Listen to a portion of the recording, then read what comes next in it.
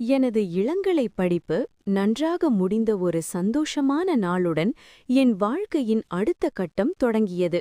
BEd படி என்று அம்மா சொன்னாங்க. அந்த ஒரு வார்த்தை என் எதிர்காலத்திற்கான பாதையை அமைத்தது. கல்லூரியில் சேர்ந்தபோது உளவியல் பாடம் கற்பித்த என் சைக்காலஜி மேடம் எனக்கு மிகவும் பிடித்தவராக இருந்தார்.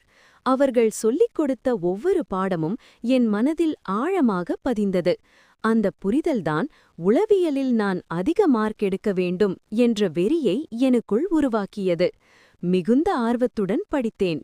மேடத்திற்கு பிடித்த மாணவியாகவும் மாறினேன். 41 நாட்கள் ஆசிரியர் பயிற்சிக்காக பள்ளிக்கு போக சொன்னார்கள். அந்த நாட்கள் என் வாழ்க்கையின் மறக்க முடியாத அனுபவம்.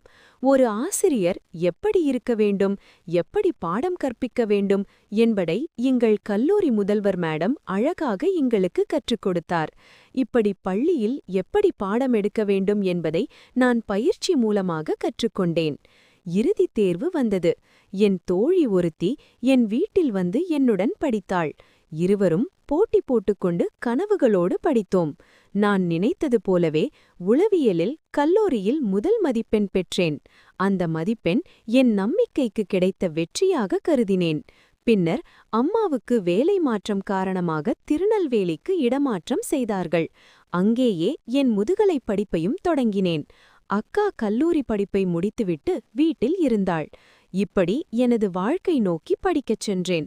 இதுதான் ஒரு கனவு நம்பிக்கையாய் மாறிய கதை. நீங்களும் காத்து இருங்கள் எனது கதையைக் கேட்க.